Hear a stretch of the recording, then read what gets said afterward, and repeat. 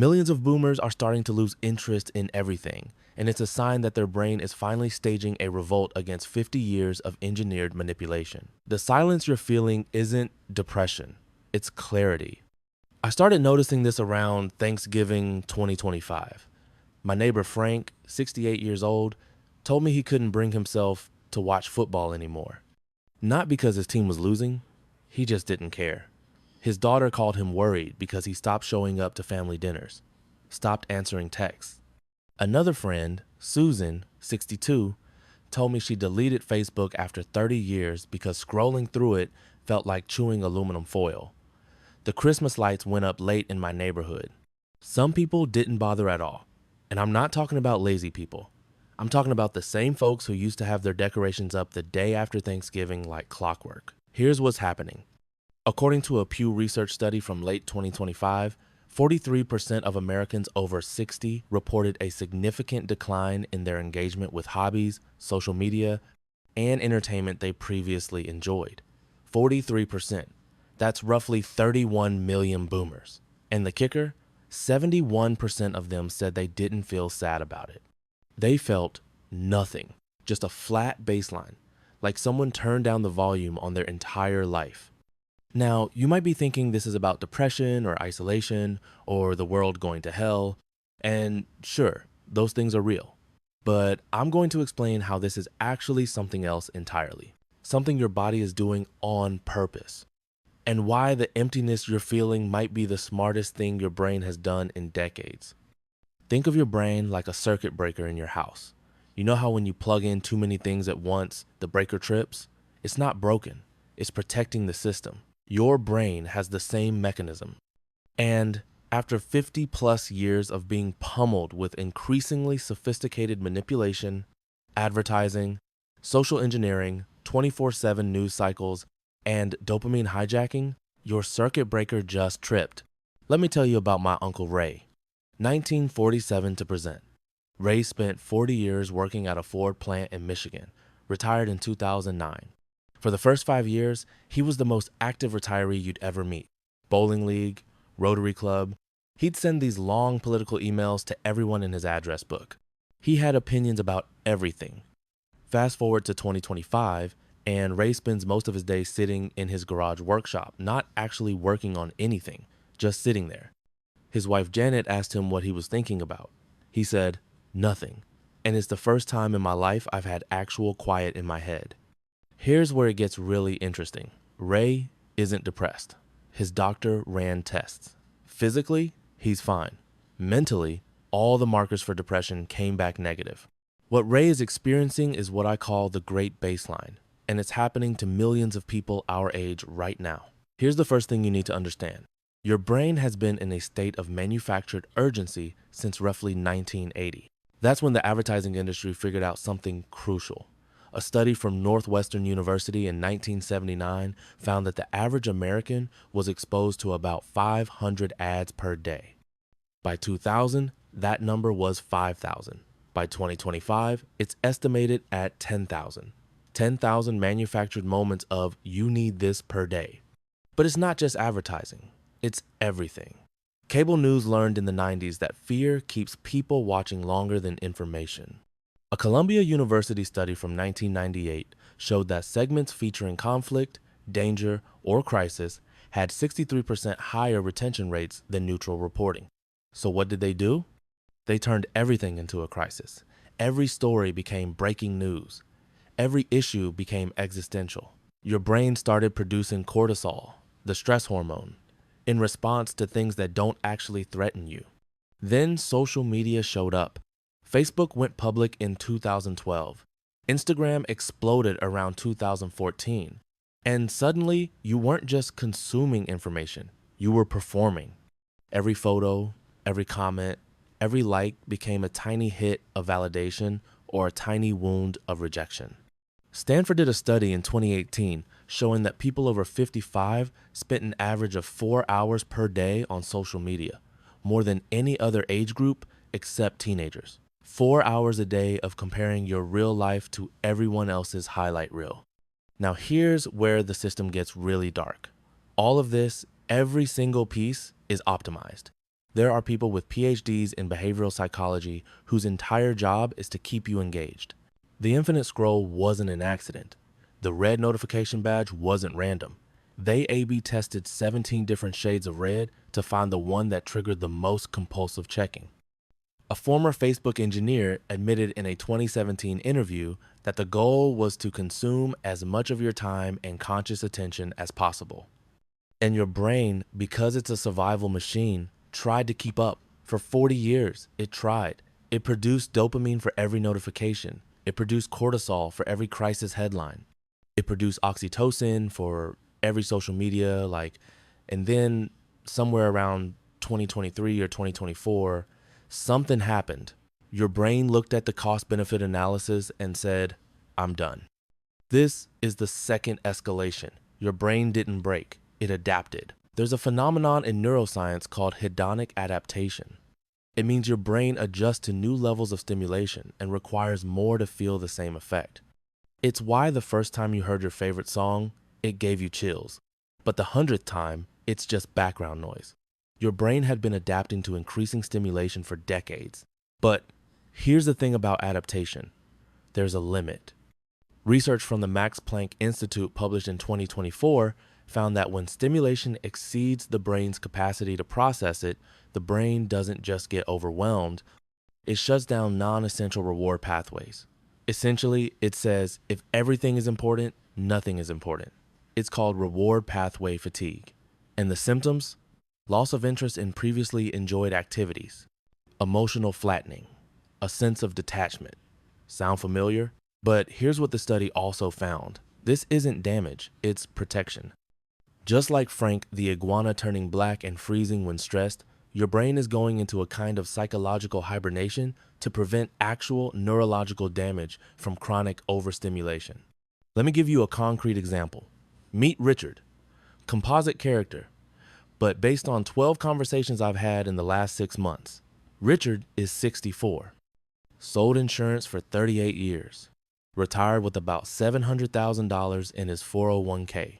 Not rich, not poor, comfortable. For years, Richard's routine was wake up, check his phone, watch morning news, check stocks, scroll Facebook, watch evening news, check phone before bed. He told me he felt anxious if he went more than 20 minutes without knowing what was happening in the world. In March of 2025, Richard went on a fishing trip to northern Canada. No cell service for 9 days.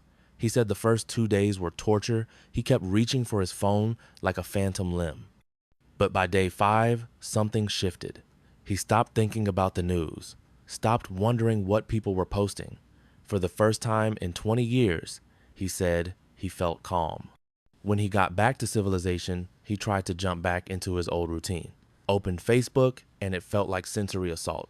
Everyone screaming about things that didn't actually affect his life.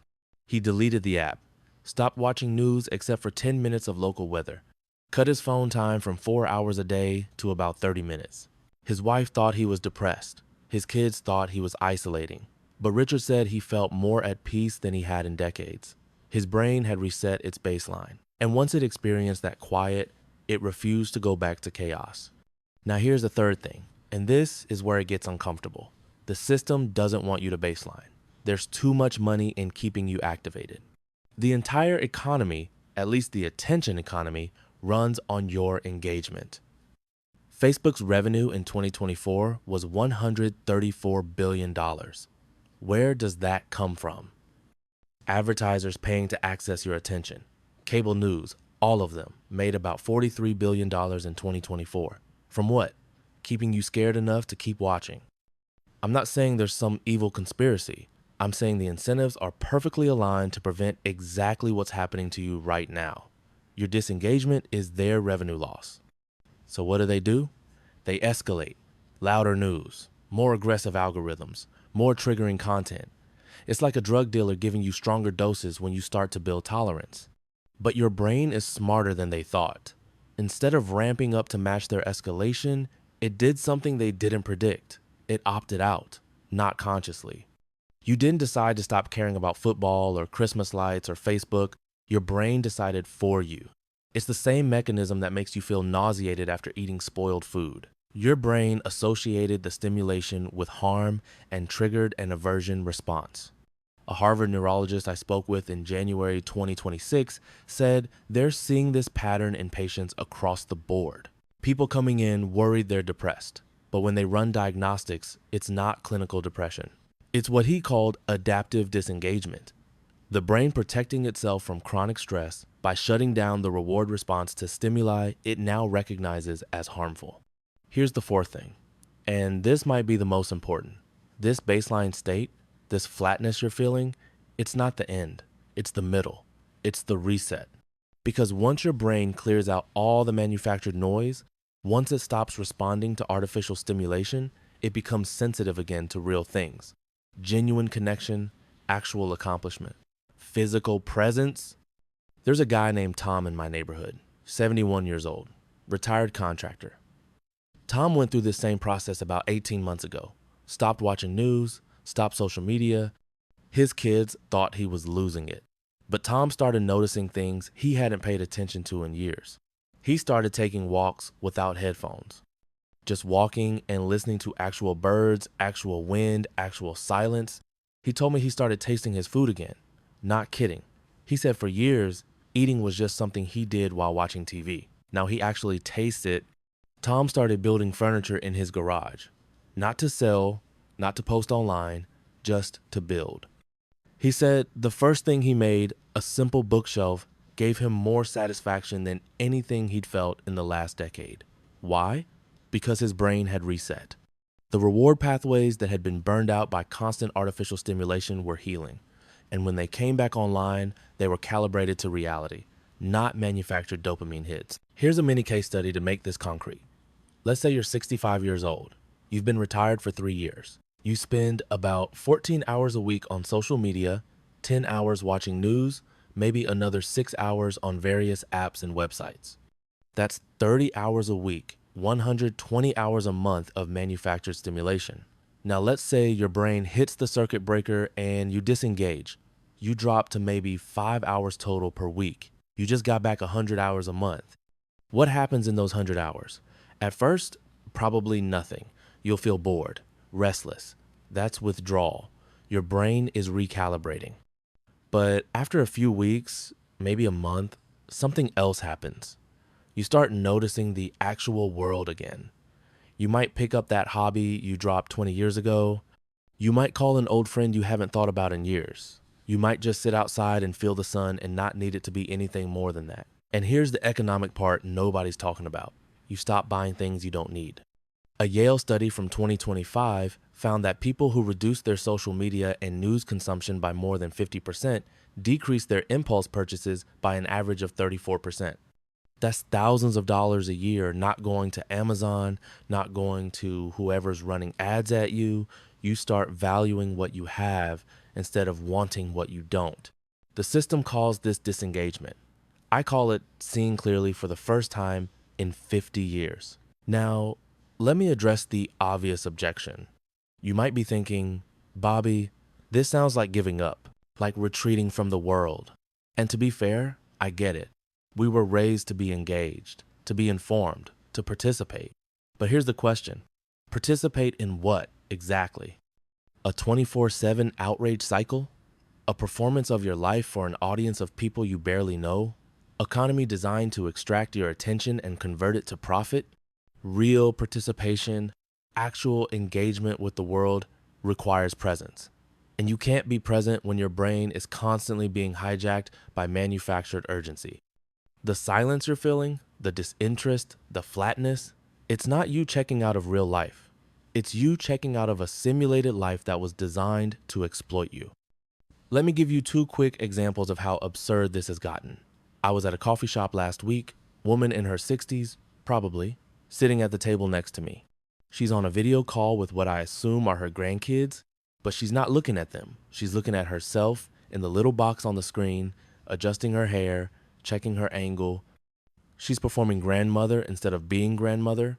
The kids are trying to show her something, and she's asking them to wait till she can get better lighting. Or this, buddy of mine, same age as me, told me he spent 2 hours staging a photo of his spontaneous morning coffee setup for Instagram. 2 hours. For a photo that would get 37 likes from people he hasn't seen in person in a decade. And he felt proud of those 37 likes. That's how deep the programming goes. When your brain shuts that down, when it stops giving you dopamine for that kind of performance, it feels like something's wrong. But what if it's the first thing that's gone right in years? Here's what I think is actually happening.